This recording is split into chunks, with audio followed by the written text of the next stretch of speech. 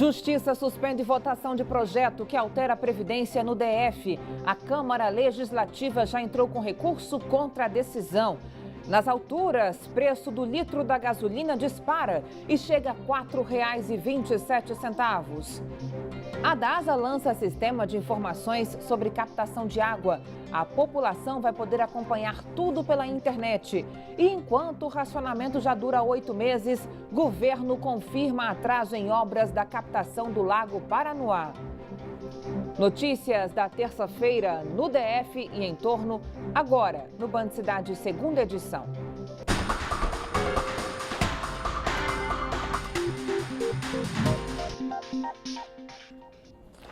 Olá, boa noite para você, seja muito bem-vindo. Já estão nas mãos do ministro Edson Fachin as novas gravações que podem comprometer o acordo de delação premiada de 3 executivos da JBS, entre eles o empresário Joesley Batista. Nos áudios, eles teriam revelado que informações foram omitidas e indicariam ainda crimes envolvendo um ex-procurador e ministros do Supremo. Fachin, que é o relator da Lava Jato, vai decidir se libera ou não a divulgação do conteúdo dessas gravações. Quem traz os detalhes ao vivo é a Juliana Cury.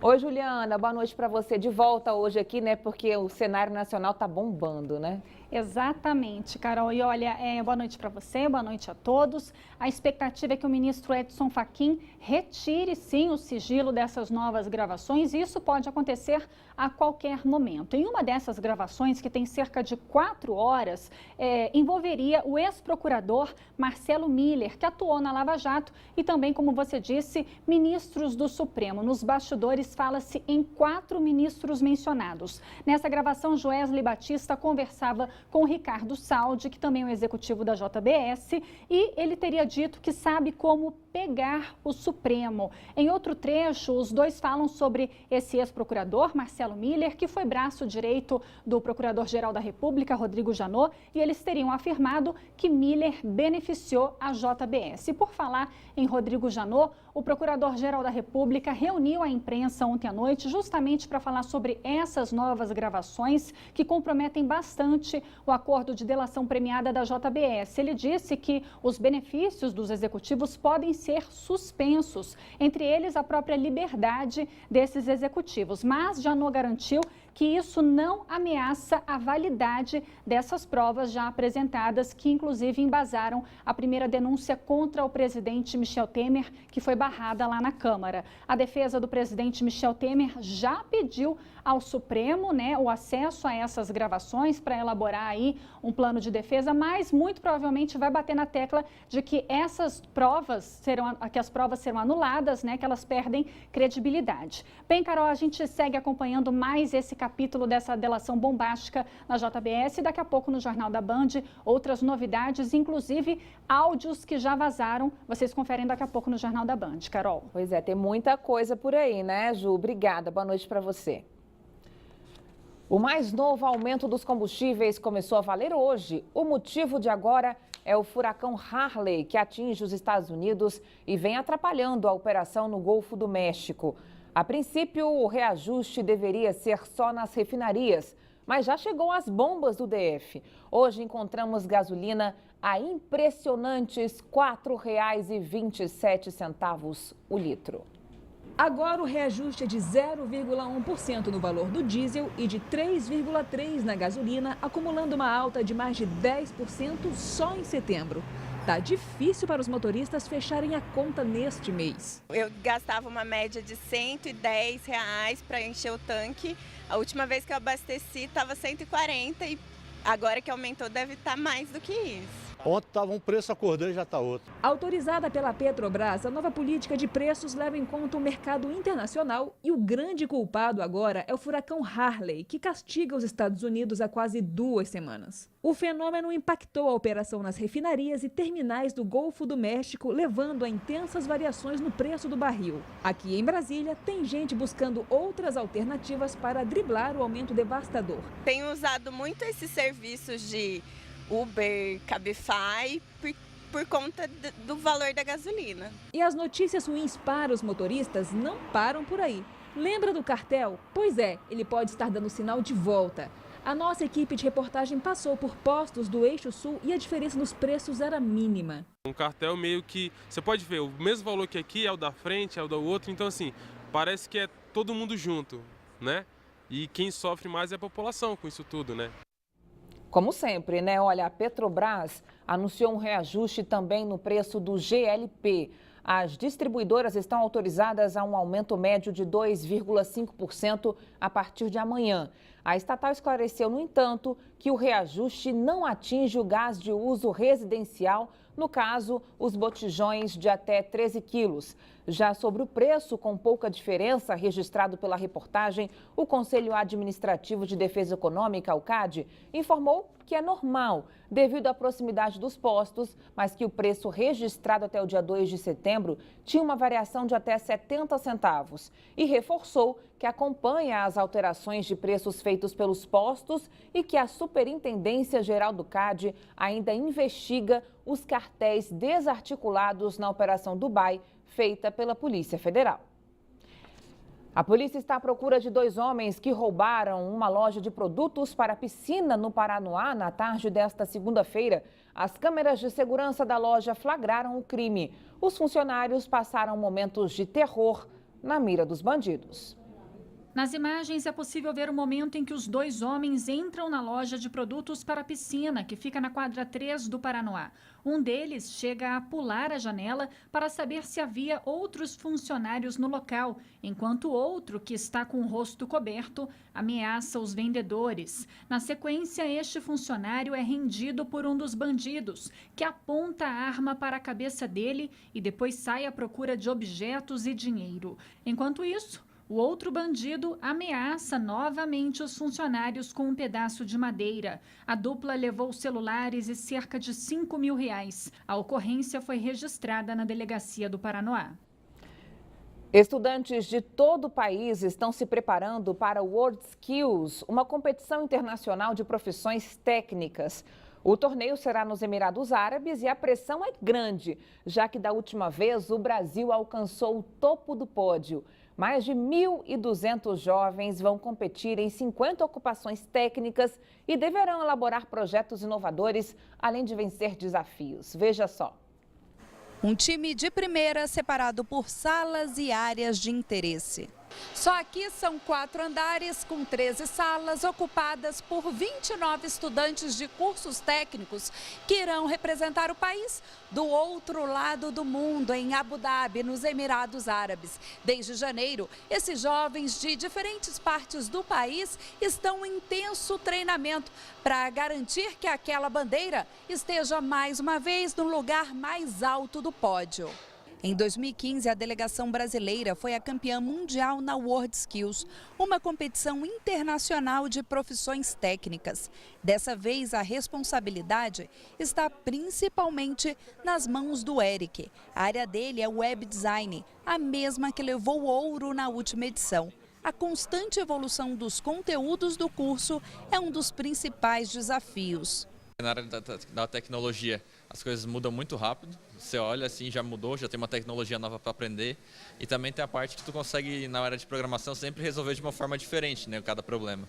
Então, tu sempre tem que estar pensando e entrando nas novas tecnologias, como é que a gente consegue resolver mais rápido os problemas de forma melhor, né? Essa dupla que estuda mecatrônica também é a aposta de medalha. No caso deles, a velocidade é o maior adversário. A competição envolve muita velocidade.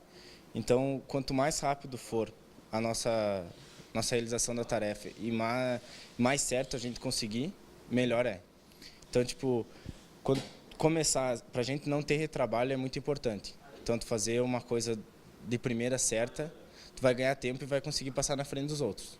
E quem acredita e conhece o potencial desses jovens sabe que pode esperar bons resultados. Com afinco, com determinação, com uma boa preparação, esperamos que o Brasil se mantenha no topo, à frente de países como Coreia do Sul, Alemanha, Japão, Suécia, Finlândia, que são países desenvolvidos, industrializados, e que o Brasil tem ficado acima exatamente por esse trabalho e pelo talento da juventude brasileira. A competição será entre os dias 15 e 18 de outubro.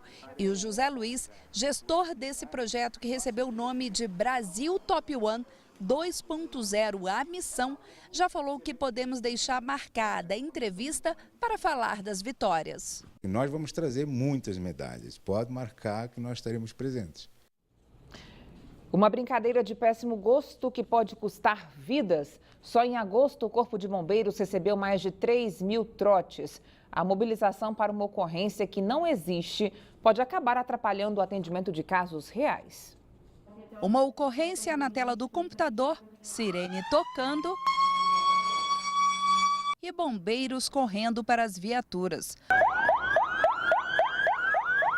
Tudo isso para atender a um chamado. Nós vimos que a mobilização é grande, mas o problema é que de 8 a 12 vezes por dia, essas equipes do Corpo de Bombeiros são acionadas para atender chamados que não existem. É isso mesmo, não passam de trotes, que atrapalham o atendimento dos militares e comprometem atendimentos que realmente precisam ser feitos. Quando tem um trote, nós damos o deslocamento, até o retorno dessa viatura pode demorar em torno aí de 30 minutos. O bombeiro já sai sob pressão porque ele quer atender de uma forma bastante rápida e esse recurso, que é um recurso do Estado, é um recurso caro, não é um recurso simples e ele se desloca todinho para uma área que não tem atendimento. Só para se ter uma ideia, quando os bombeiros desse quartel vão atender uma falsa ocorrência, cerca de 150 mil pessoas que estão na área de atuação deles ficam sem cobertura. Na tentativa de evitar que isso aconteça, eles querem se informar melhor sobre cada chamado. Além do que é passado por telefone, agora a corporação conta com imagens de câmeras públicas e de estabelecimentos privados para saber o que realmente está acontecendo no local. Todas as ligações aqui da CIAD, elas são geoprocessadas, georreferenciadas, então nós podemos identificar o local de onde ela se originou e com isso fazer a identificação de autoria e materialidade desse desvio de conduta ou desvio de comportamento. Quando eu desloco uma viatura de bombeiro ou do SAMU para um local inexistente, eu posso estar deixando de atender um local verdadeiramente existente, onde há vítimas que possam estar necessitadas desse socorro. E com isso eu posso perder uma vida. E se eu perdi uma vida, praticamente eu perdi a minha missão. E os novos procedimentos são importantes, porque, de acordo com dados da Secretaria de Segurança Pública, somente de janeiro a agosto deste ano foram registrados quase 127 mil trotes. Lembrando que fazer esses chamados falsos é considerado crime. É crime e eles podem responder por uma denunciação caluniosa, cuja pena de reclusão de 2 a 8 anos, e interrupção do serviço público, cuja pena é de reclusão de 1 a 5 anos de reclusão.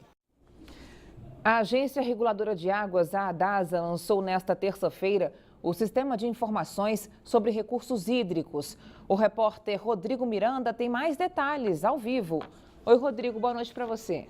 Boa noite para você também, Carol. Boa noite a todos que acompanham o Band Cidade. O sistema é todo online e lá dentro dele a população vai ter acesso a um núcleo de informações públicas e também vai ter um outro núcleo de informações, só que esse é fechado apenas para técnicos da ADASA. Lá a população vai ter acesso a informações sobre recursos hídricos aqui do Distrito Federal, como por exemplo, mapas, boletins, documentos diversos, também tem imagens de monitoramento aéreo, registros e fiscalização de outorgas de captação de água subterrânea e também superficiais. Esses aí são apenas alguns dos exemplos do serviço que a população vai ter à disposição agora online, viu? Só que a DASA não divulgou o valor deste investimento aí, mas ele já vai estar disponível para a população a partir de amanhã.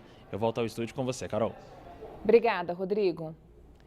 E por falar em água, já são 106 dias sem chuva e um racionamento que já dura quase 8 meses.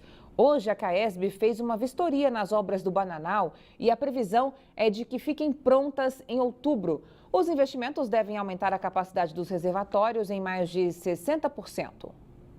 A expectativa do governo do DF é que no fim do mês que vem, esta água cristalina do córrego Bananal chegue às casas dos moradores da capital. Porém, isso ainda não significa o fim do racionamento. O presidente da CAESB disse que a superação da crise de abastecimento de água depende da chegada das chuvas e da conclusão das obras de captação no Lago Paranoá, prevista para a primeira quinzena de outubro, e no Corumbá, ainda sem data para acabar. A perspectiva é investir nos próximos 4 anos 54 milhões de dólares na melhoria das redes de distribuição da CAESB. Então, a associação do aumento da produção, redução das perdas e também da chuva que vai definir para a gente quando a gente vai poder suspender o rodízio. Mas mesmo depois de quase 8 meses de racionamento, o governador não considera um problema o atraso da obra de captação do Lago Paranoá, que estava prevista para este mês. É um atraso irrelevante. Nós vamos entregar a obra que a gente tinha prometido para setembro, será entregue na primeira semana de outubro. E nós estamos com a expectativa de que essa obra já comece a colocar água no sistema no final de outubro. As autoridades locais fizeram uma visita no sistema do Bananal nesta terça-feira. A obra de 20 milhões de reais foi iniciada em setembro do ano passado. Com capacidade de vazão de até 700 litros por segundo, a unidade vai ampliar as regiões atendidas pelo sistema Santa Maria Torto, ou seja, deve beneficiar 200 mil moradores.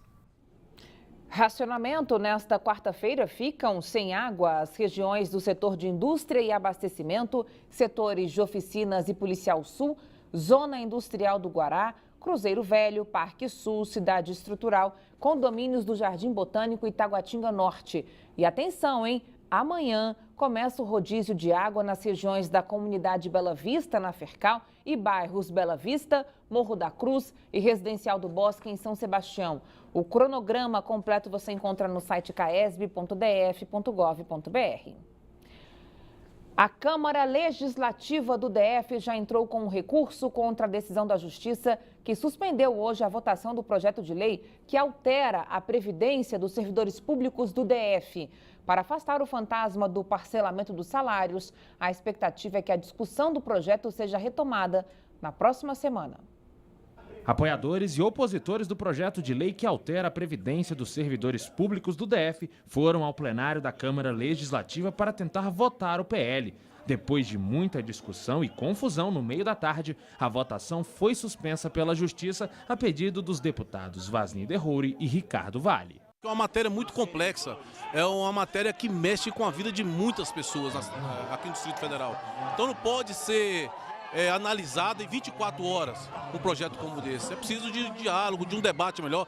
Muitos deputados aqui sequer conhecem o texto que o governo mandou para cá. O desembargador responsável pela decisão apontou que a votação poderia causar perigo de dano irreparável e estabeleceu multa de R$100 mil em caso de descumprimento. A oposição diz que o projeto é complexo e precisa de tempo para ser analisado e votado. Um projeto que cria uma nova previdência para os servidores públicos, retira inclusive 5,5 bilhões em 4 anos dos servidores públicos, não pode ser votado em 2 semanas, tem que ser debatido, discutido.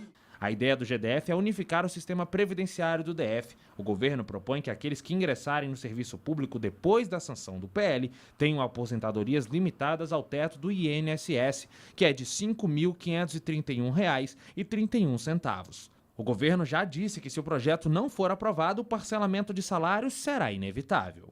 Infelizmente, a expectativa é de parcelamento de salários nos próximos meses e a situação continua crítica em relação aos fornecedores e prestadores de serviço com pagamentos atrasados, como nós temos visto até hoje.